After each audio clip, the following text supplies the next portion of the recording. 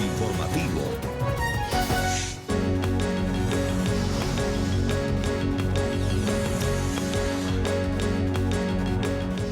Emergencia en la ciudad de Fortaleza, en Brasil. Un edificio residencial de 7 pisos se derrumbó.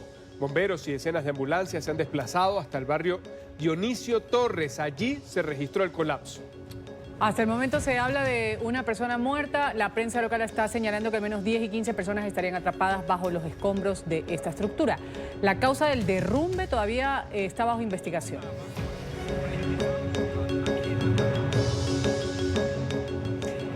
Mitad del mes de octubre, bienvenidos todos a esta emisión del informativo de NTN 24. A esta hora Carlos Figueroa y Ruth del Salto junto a ustedes. Carlos, un feliz martes. Buenas tardes, Ruth. 60 minutos tenemos para actualizarnos con lo que es noticia. Último minuto. NTN 24. 12 del mediodía con 7 minutos en Ecuador. Hay cambio de la cúpula militar. El presidente Lenín Moreno Garcés ha designado al general Luis Lara Jaramillo como jefe del Comando Conjunto de las Fuerzas Armadas, al general Luis Altamirano Junqueira como comandante de la Fuerza Terrestre. Estos cambios en la institución militar se dan 2 días después de que culminaran las protestas protagonizadas por agrupaciones indígenas, que terminó con un acuerdo que derogó el decreto que había eliminado los subsidios a los combustibles. Mediante decreto ejecutivo número 895 del 15 de octubre de 2019, ha designado al señor general de división Luis Lara Jaramillo como jefe del Comando Conjunto de las Fuerzas Armadas y, mediante decreto ejecutivo número 896, al señor general de brigada Luis Altamirano Junqueira como comandante general del Ejército. Y es que precisamente Ecuador ha vuelto a la calma. El presidente Lenín Moreno firmó el lunes en la noche la orden ejecutiva con la que deja sin efecto el decreto 883, ese que eliminaba el subsidio a los combustibles y que generó la ola de protestas. Está previsto ahora que en los próximos días el gobierno ecuatoriano presente una nueva ordenanza en sustitución a este decreto, el 883. El acuerdo entre el gobierno de Lenín Moreno y el movimiento indígena ecuatoriano puso fin a casi 2 semanas de tensión. Los indígenas que se encontraban en Quito protestando contra la eliminación de subsidios a combustibles que el gobierno había pactado con el Fondo Monetario Internacional a cambio de créditos por $4.200 millones, comenzaron a retirarse este martes. Esto luego de que el mandatario firmara la orden presidencial para derogar el controversial decreto 883. He firmado ya la derogatoria del decreto 883 y estamos listos para continuar el debate sobre uno nuevo, mejorado, tal como nos comprometimos. El diálogo sigue, y sigue con todos los sectores que tengan decisión y buena voluntad. Las demandas presentadas en esta jornada de lucha deben cumplirse. Ni un milímetro atrás, compañeras y compañeros. Estamos a expectativas, todo el país está a expectativas, que salga ese decreto que deroga definitivamente el 883. Los indígenas, quienes lideraron las protestas, representan 25% de los 17.3 millones de habitantes. El Ministerio de Educación anunció que se reanudan las clases este martes en todo el territorio nacional. Las actividades escolares se encontraban suspendidas desde el 8 de octubre.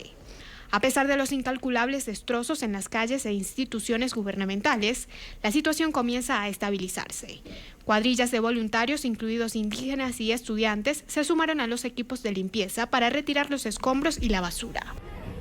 Por su parte, el secretario general de la Presidencia, José Augusto Briones, informó que el Ejecutivo contempla suscribir un nuevo decreto relacionado con la focalización y racionalización del subsidio a los combustibles. Y tras el anuncio de derogación del decreto 883 en Ecuador, el expresidente Rafael Correa ha reaccionado a través de su cuenta en la red social Twitter. El ex jefe de Estado aseguró que el gobierno de Lenín Moreno neutralizó la protesta indígena y ahora, dice él, adelanta una persecución contra asambleístas correístas. Esto en respuesta a la reciente detención de la gobernadora de Pichincha, Paula Pavón, que es acusada de ser una de las instigadoras a esas movilizaciones que terminaron en saqueos y destrucción de bienes públicos en la capital del Ecuador. Te equivocas, Gustavo. Después de neutralizar a indígenas, han empezado una represión feroz contra correístas. Detuvieron a prefecta de Pichincha y allanaron sede del partido. Fiscalía con juicios selectivos. Como dijo Silvio, ser correísta es tener una boleta de captura. Increíble. De 10 miembros del entonces buró político que nos reunimos con Moreno al inicio de su presidencia, 8 están presos o con orden de prisión. ¿Alguien puede dudar de la traición y persecución política? ¿O 10 años estuvo rodeado de corruptos y nunca se dio cuenta? El saldo de estos 11 días de protestas y desmanes en el Ecuador es realmente alarmante, preocupante. Se habla de 8 muertos, 1.340 heridos, varios en estado crítico, han sido reportados por la Defensoría del Pueblo. Además, según las cifras del Ministerio de Gobierno, hubo 1.419 arrestados, entre ellos 54 ciudadanos extranjeros. Además, las pérdidas económicas son muy graves. Tras casi 2 semanas de huelga y de disturbios, estas fueron estimadas en 1.500 millones de dólares, de acuerdo con datos del Comité Empresarial Ecuatoriano.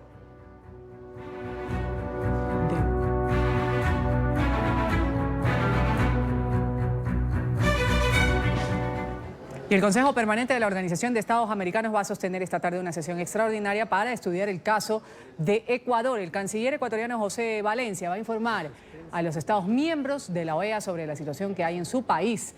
El fin de semana el ministro de Relaciones Exteriores había anticipado que iba a denunciar un intento de alterar el orden democrático en el Ecuador. El presidente Lenín Moreno había alertado a la comunidad internacional que detrás de estas protestas sociales había un plan para desestabilizar su gobierno y culpó directamente a su antecesor, el expresidente Rafael Correa. También a Nicolás Maduro en Venezuela.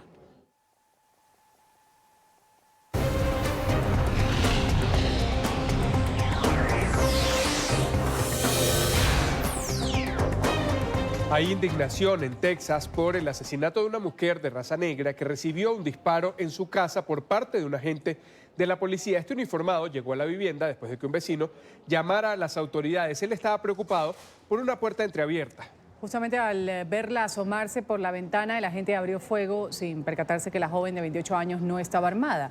El oficial ha sido identificado como Aaron Dean, de 34 años, fue acusado de asesinato. El uniformado habría renunciado a su cargo tras este hecho. Este policía fue acusado de asesinato tras dispararle a una mujer de raza negra en su casa en Texas. El uniformado, identificado como Aaron Dean, de 34 años, llegó a la vivienda después de que un hombre llamara a las autoridades, preocupado tras ver la puerta abierta de la casa de su vecina por varias horas. A Tatiana Jefferson, de 28 años, se asomó por una de las ventanas de su residencia y en ese momento el policía abrió fuego sin percatarse que la joven no estaba armada.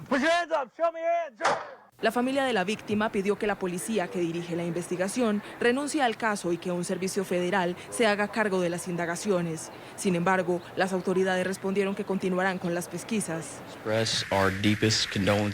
Nos gustaría expresar nuevamente nuestro más sentido pésame a la familia de la señorita Jefferson. Entendemos que este es un evento difícil y trágico para nosotros. Esperamos tener noticias suyas en el futuro. A las 6 p.m. Aaron Dean fue arrestado por el asesinato de la señora Jefferson. Desde entonces ha sido enviado a la cárcel del condado de Tarrant. Nuestro departamento ha estado trabajando estrechamente con la oficina del fiscal de distrito. La familia de la mujer señaló que ésta había abierto la puerta para que el aire refrescara la vivienda mientras jugaba con su sobrino de 8 años. Según el relato del menor, a Tatiana Jefferson escuchó un ruido en el jardín y por eso se acercó a la ventana. Este hecho se registró 2 semanas después de la sentencia a 10 años de prisión de una ex policía que en el año 2018 mató a su vecino de raza negra tras una confusión en la ciudad texana de Dallas. 12 precandidatos demócratas se alistan para el 4º debate presidencial que se va a realizar esta noche en Ohio. La atención de este cara a cara va a estar centrada en el aspirante Joe Biden, quien se defenderá de las acusaciones por supuesta corrupción que ha hecho en su contra el presidente Donald Trump. Bernie Sanders va a participar en el evento después de haber sido sometido hace más de una semana a una operación tras la detección de una arteria bloqueada en el corazón. En NTN 24 vamos a revisar quiénes son los 12 precandidatos presidenciales demócratas que van a participar en el cara a cara de hoy. El ex vicepresidente Joe Biden, 76 años de edad, uno de los rostros más destacados del Partido Demócrata. La mayoría de las encuestas lo han puesto como el ganador de esta contienda electoral en su partido. Junto a él van a estar el senador por New Jersey, Cory Booker, también el alcalde de South Bend, Pete Buttigieg, y el exsecretario de Vivienda durante el último periodo de la era de Barack Obama, Julián Castro. En el debate también estarán la representante a la Cámara por Hawái, Tulsi Gabbard, la senadora por California, Kamala Harris, la senadora por Minnesota, Amy Klobuchar. Beto O'Rourke también va a estar en esta sesión del día de hoy, además de la senadora por Minnesota, Amy Klobuchar.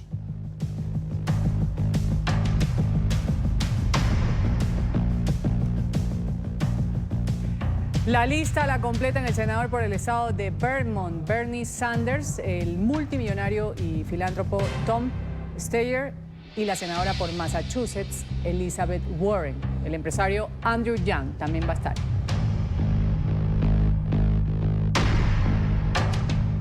Y justo antes del debate demócrata de hoy, el hijo de Joe Biden ha roto el silencio. En una entrevista difundida esta mañana por la cadena ABC, Hunter Biden se defendió de las acusaciones por corrupción cuando fue directivo de una empresa ucraniana, mientras su padre era vicepresidente en la administración de Barack Obama. El hijo de Biden ha reconocido haber cometido un error de juicio, pero negó haber incurrido en una equivocación ética. El presidente Trump acusó a Hunter de corrupción y a su padre de haber usado su poder político para protegerlo.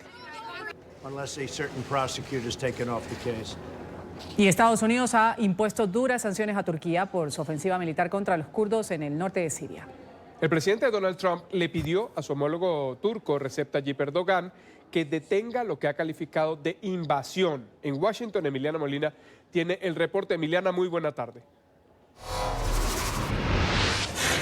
Hola, ¿qué tal? Muy buenas tardes. Así es, pues en las últimas horas el mandatario estadounidense Donald Trump con el Departamento de Tesoro han congelado las cuentas de 3 ministros del gabinete del presidente turco Erdogan. También se cancelaron recientes negociaciones de un acuerdo comercial de más de $100.000 millones con Ankara y se reimpusieron también aranceles del 50% a todo el acero turco. Se espera que el vicepresidente Mike Pence en los próximos días lidere una delegación a Turquía para avanzar negociaciones con Erdogan.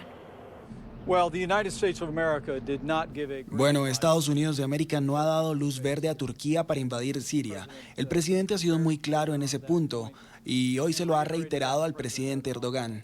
Yo pienso que el presidente Erdogan sabe lo que el presidente Trump piensa en este asunto. Ha sido muy claro el día de hoy, pero el presidente Trump lo ha presionado fuertemente en la llamada telefónica de hoy para que se acoja a un cese inmediato al fuego.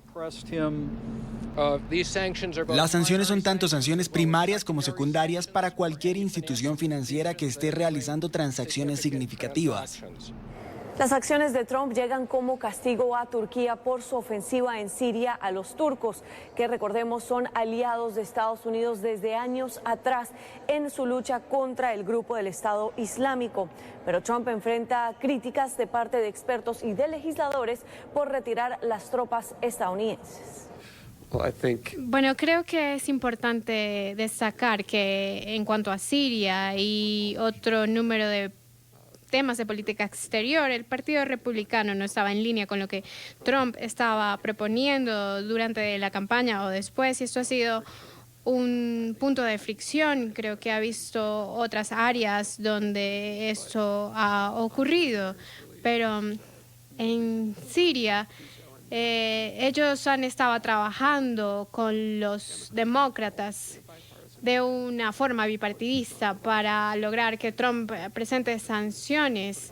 En su llamada por teléfono con Erdogan, Trump le pide al líder de Turquía que termine ya con la invasión en Siria y que comience las negociaciones con las milicias kurdas. Esta es toda la información que tenemos desde el Congreso en Washington. Emiliana Molina para NTN 24. Emiliana, gracias por tus reportes de la capital estadounidense. Entra en su última fase el juicio por narcotráfico contra Juan Antonio Hernández, el hermano del presidente de Honduras. Los últimos testigos van a ser llamados por parte de la Fiscalía en la Corte del Distrito Sur de Nueva York. Ha estado durante este proceso. Sigue allí Alejandro Rincón y nos tiene el reporte. Alejandro, buena tarde en vivo desde Nueva York.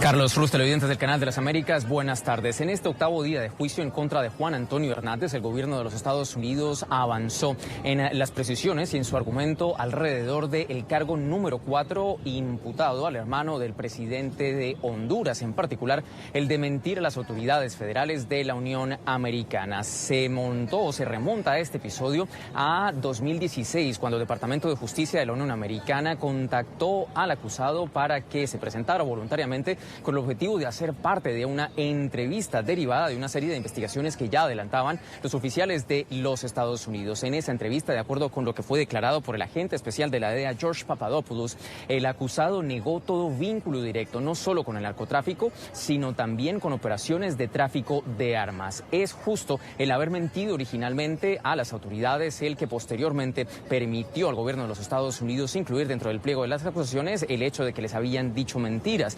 Posteriormente, en ese video que tienen ustedes ahora frente en sus pantallas, en la primera entrevista que concedió Tony Hernández después de su captura en el estado de Florida, confesó todos y cada uno de los hechos por los cuales ya había sido imputado por parte del gobierno de los Estados Unidos. Al término de esta primera fase de testimonio, sube ahora al estrado a declarar a un narcotraficante guatemalteco, quien en varias oportunidades fue parte o socio de distintas transacciones de tráfico de cocaína y también de armas con el acusado. Es este momento justo en el que se encuentra ahora este proceso judicial. Ahora mismo la Corte está en un breve receso y se espera que en el transcurso de la tarde continúe la indagatoria a este narcotraficante guatemalteco, quien está dando cuenta de una serie de transacciones de tráfico de cocaína, como se los mencionaba hace un instante, por centenares de toneladas, 500, 600 kilogramos de cocaína que pues finalmente eran transportados desde Sur y Centroamérica con destino final hacia los Estados Unidos. Son justo esto los argumentos finales que empiezan a presentarse pues ya en esta última etapa del juicio que entra en su recta final. Son estos los últimos testigos que se prevé que el gobierno presente y ya estamos cada vez más cerca de la entrega de los argumentos finales y la posterior etapa de deliberación. Es la información que tenemos para ustedes en directo desde la Corte Federal del Distrito Sur de Nueva York. Continúen con más en el informativo. Alejandro, lo haremos luego de la pausa comercial aquí en NTN 24.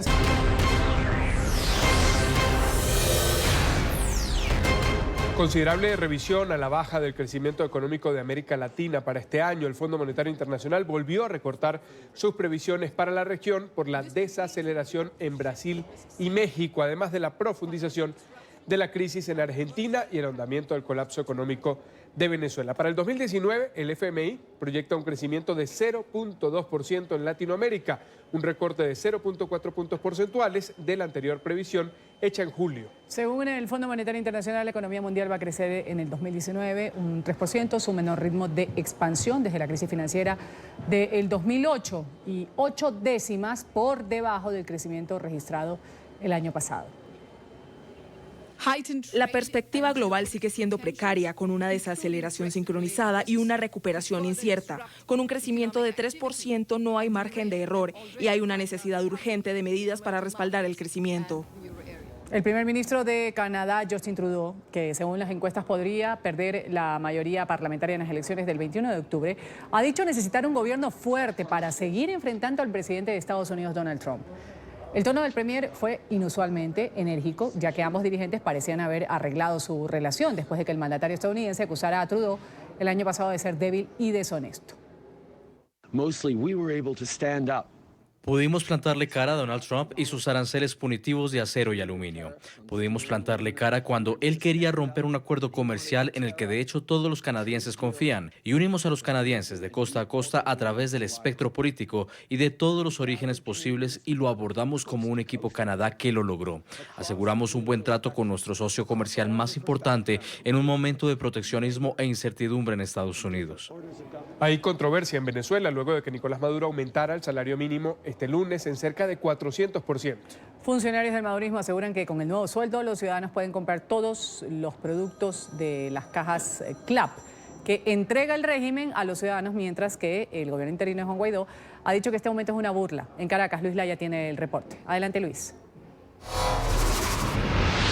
Hola, buenas tardes. Declaraciones enfrentadas en el Parlamento venezolano con respecto al aumento del salario mínimo anunciado este lunes. De 40.000 bolívares, los ciudadanos pasaron a cobrar 150.000 bolívares mensuales. La bancada madurista asegura que con esto se puede adquirir todos los productos de la Caja CLAP, el subsidio del régimen de Nicolás Maduro, que primero no llega a todos los venezolanos y que luego no trae productos esenciales como carne, pollo, leche o huevos.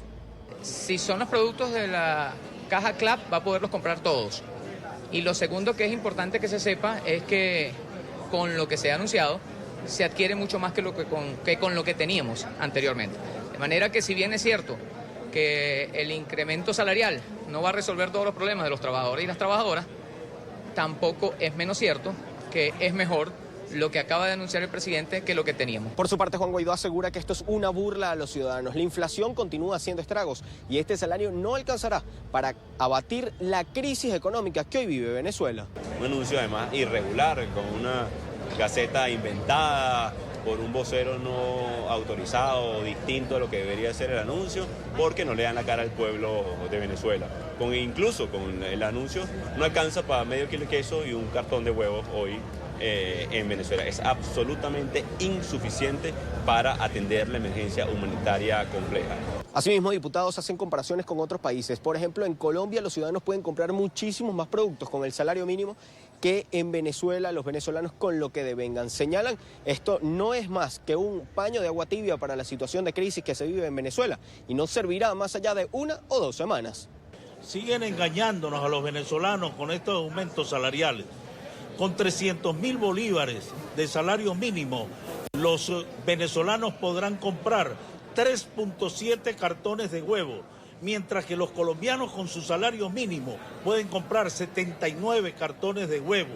Los colombianos con su salario mínimo pueden comprar 49 kilos de carne. Los venezolanos con este nuevo aumento podremos comprar apenas 3-4 kilos de carne. Los colombianos con su salario mínimo pueden comprar 78 kilos de queso. Los venezolanos podremos comprar 7 kilos de queso. En consecuencia, ¿cuál salario mínimo el que ha anunciado el gobierno nacional? Un nuevo engaño más. Durante la sesión de este martes también está previsto se debata la crisis universitaria que vive Venezuela. También el estatus migratorio en el que se encuentran millones de venezolanos que han tenido que emigrar ante la crisis humanitaria. Desde Caracas, Venezuela, para NTN 24, Luis Alejandro Laya. Gracias, Luis. Más presión para el régimen de Nicolás Maduro. Esta ha sido la petición del secretario general de la Organización de Estados Americanos a los países de la región. Desde un foro empresarial en Costa Rica, Luis Almagro llamó a los gobiernos de América Latina a imponer más sanciones contra el régimen, medidas que ha calificado de imprescindibles para lograr la salida de Maduro del poder.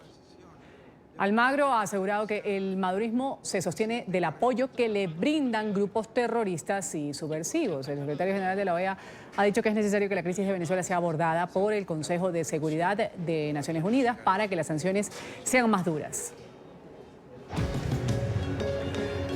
Aquí hacemos una nueva pausa en esta emisión de Noticias y...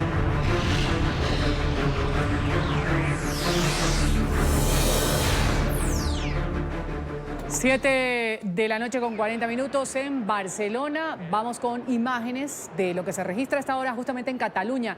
Cientos de personas han vuelto a salir a las calles por segundo día después de que la justicia de España condenara a 9 líderes independentistas catalanes a penas de entre 9 y 13 años de cárcel por el fracasado intento de secesión del año 2017. Las fuerzas de seguridad se mantienen desplegadas en la ciudad, pues los secesionistas mantendrán las movilizaciones hasta el próximo viernes, para cuando han convocado a una huelga general. En las movilizaciones que terminaron en hechos de violencia, ayer 36 uniformados resultaron heridos.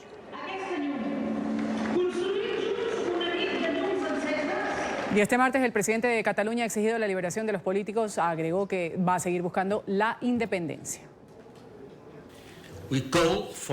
Pedimos que se ponga fin a la represión, que se libere a los presos políticos, que los exiliados sean libres para regresar a sus hogares, que se conceda una amnistía que sirva de punto final para todos aquellos que han sufrido de represalias. El diálogo, el voto y la libertad son siempre el camino para resolver conflictos. Amenazas, cárceles y castigos no resuelven nada.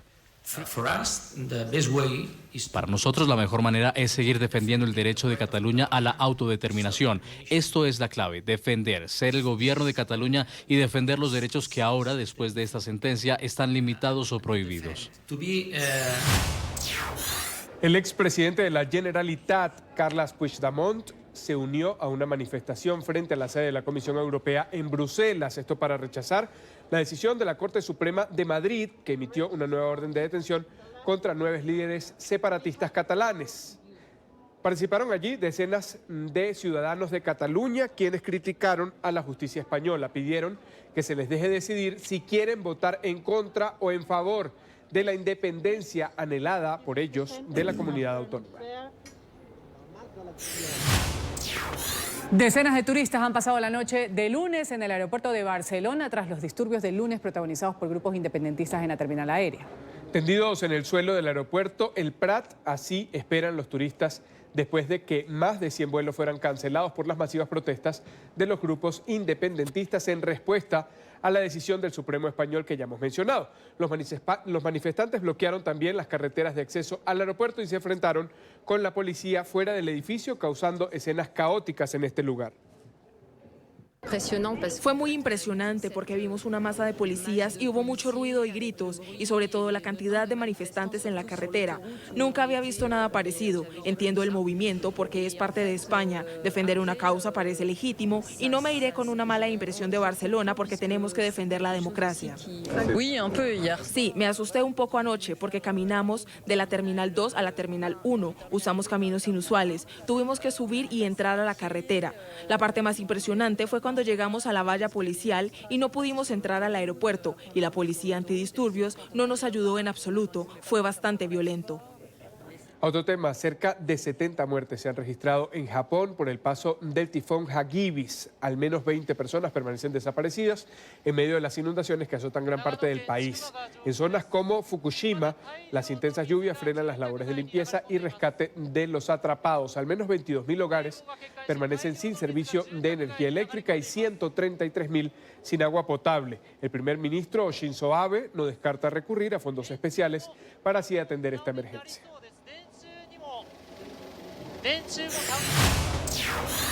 Entre tanto, 31.000 uniformados de las Fuerzas Armadas de Japón se han integrado a las labores de rescate y a los militares han sido desplegados a lo largo de las zonas en donde se registran las peores inundaciones. Luego del paso del poderoso tifón que ocasionó la emergencia, los esfuerzos de las autoridades se han centrado en evacuar a los residentes que aún no han podido salir de sus casas.